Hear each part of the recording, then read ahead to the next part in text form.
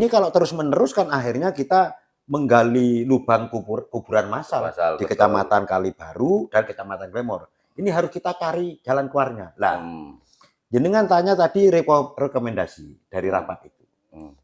Tadi dari hasil rapat 80% menghendaki kembali ke asal semula, dalam artian untuk tebu-tebu yang dievaluasi tidak dilarang, dievaluasi supaya yang memang kemiringannya sampai 15 sampai 20 ya. Sampai 20 derajat ke atas, ini harus dikembalikan ke tanaman semula. Mulai keras.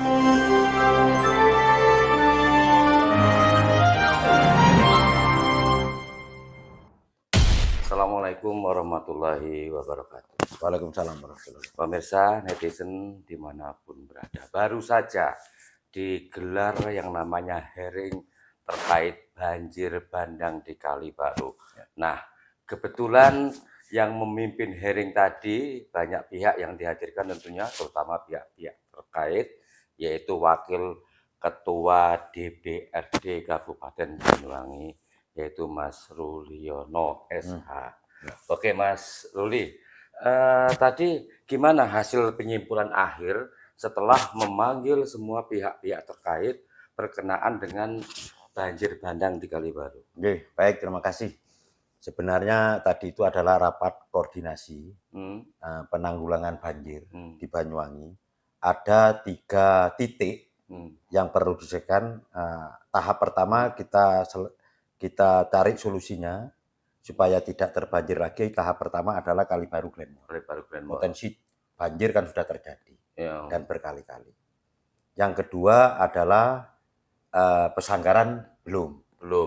Dan yang ketiga ini juga tidak kalah pentingnya, yaitu di ibu kota Kabupaten Banyuwangi, Kecamatan Kampung Banyuwangi. Itu nanti kita tindak lanjuti bertahap.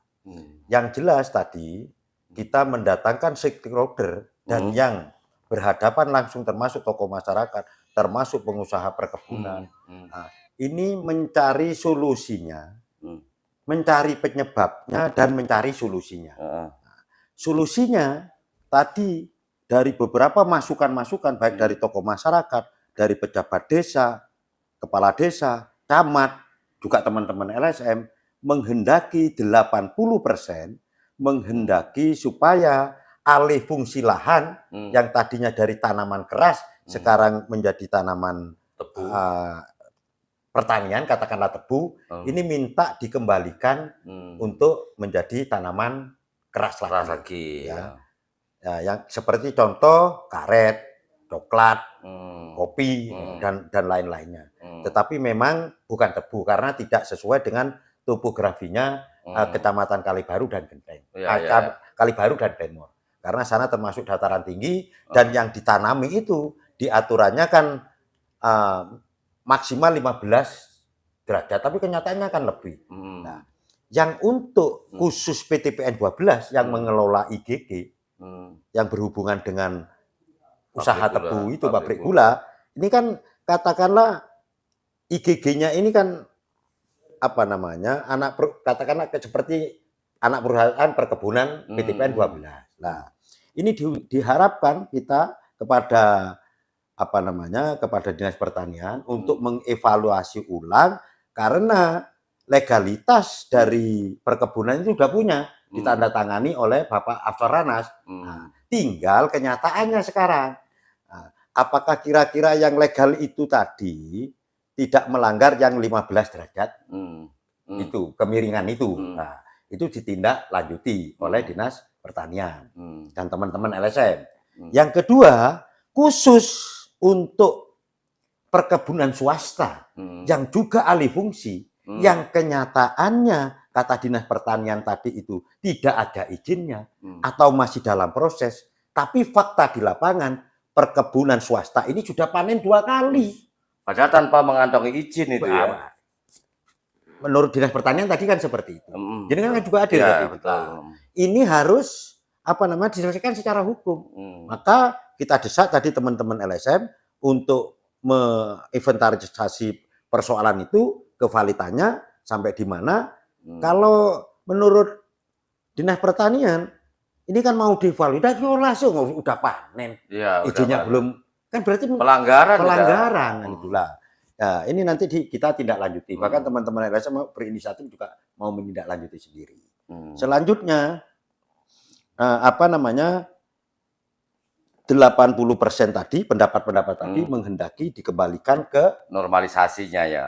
Dikembalikan ke apa namanya tanaman-tanaman keras. Tanaman-tanaman keras seperti usaha izin seperti semula. Tidak alih fungsi lahan seperti jadi tebu itu. Nah, khusus yang untuk swasta ini harus di stop. Ya, harus di stop karena ini di dataran tinggi. Ya. Potensi banjir membawa longsoran ya, gitu ya. Tidak hanya membawa longsoran ya. Jadi material-material batu tadi kan disampaikan, tidak hanya pasir sudah batu. Berarti ini kan sudah parah. Karena pasti pasir, tanah masih ditambahi pasir, ditambahi batu. Nah, ini kalau terus-menerus kan akhirnya kita menggali lubang kuburan massal di Kecamatan Kalibaru dan Kecamatan Glemor. Ini harus kita cari jalan keluarnya. Lah, jenengan tanya tadi rekomendasi dari rapat itu.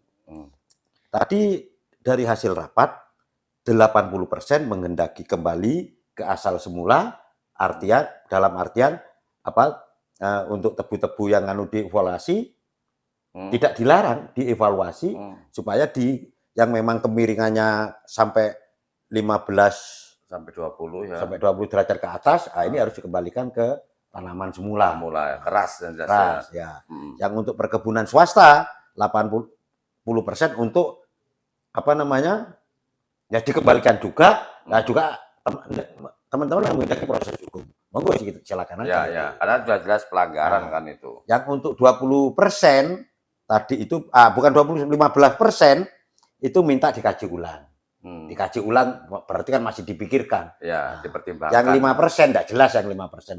Yang 5%. Nah, itu nanti apa namanya? Saya susun secara redaksional, nanti insya Allah berupa rekomendasi, tetapi kan rekomendasi itu yang tanda tangan dari Dewan kan 4 orang. 4 orang. Nah, setelah redaksionalnya jadi, saya tawarkan kepada ketua, kepada pimpinan yang lain, supaya dibaca, ya, kalau sudah tanda tangan bersama berarti rekomendasi itu. Jadi untuk rekomendasi ini masih melalui proses karena memang apa namanya, prosesnya tadi jenengan kan tahu sendiri ya, begitu rumit ya. Begitu rumit. Di sisi lain, PTPN 12 tadi ini kan bukan pengambil kebijakan, tetapi kalau menurut direkturnya tadi, ya, walaupun bukan direktur utama, karena ini program dari pusat kan gitu kan, dari kementerian dalam rangka swasembada gula, kan gitu kan. Oke lah kita hormati itu swasembada gula,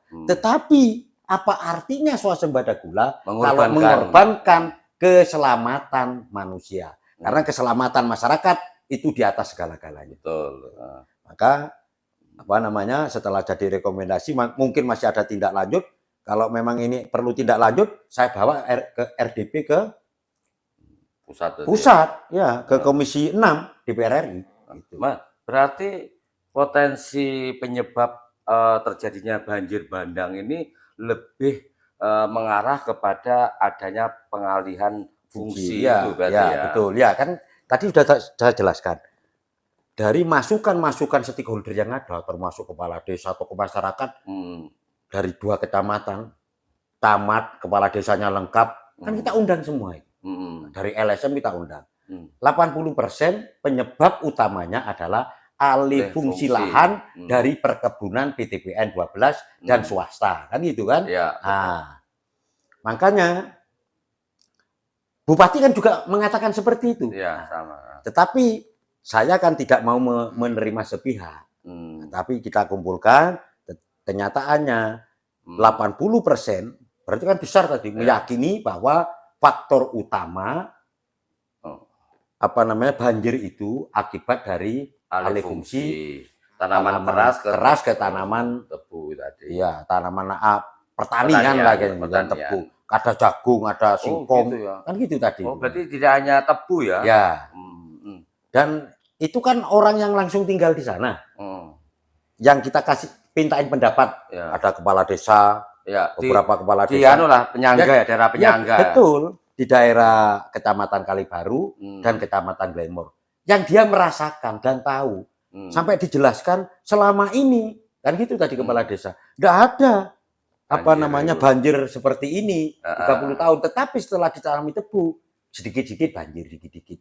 Kali baru kemarin itu hanya masih permulaan, peringatan aja. Makanya sebelum terjadi yang terbesar, karena ini orang-orang sudah trauma di Kali Baru ini kalau ada hujan. Sebelum terjadi hal yang besar, maka kita harus mengambil langkah. Saya sebagai wakil rakyat, saya fasilitasi. Nah, dari pertemuan-pertemuan ini tidak hanya hari ini, kan itu kan. Nah, yang terpenting sebagian besar masyarakat Kali Baru dan Gemblang menghendaki pengembalian fungsi lahan daripada perusahaan tanaman keras. Karena sampai ada cerita tadi kalau sebenarnya itu kalau cocok untuk tebu, zaman dulu udah dibangun pabrik tebu di situ dengan Belanda. Tetapi Belanda kan pinter, bahwa ini jadi hutan lindung kan itu kan.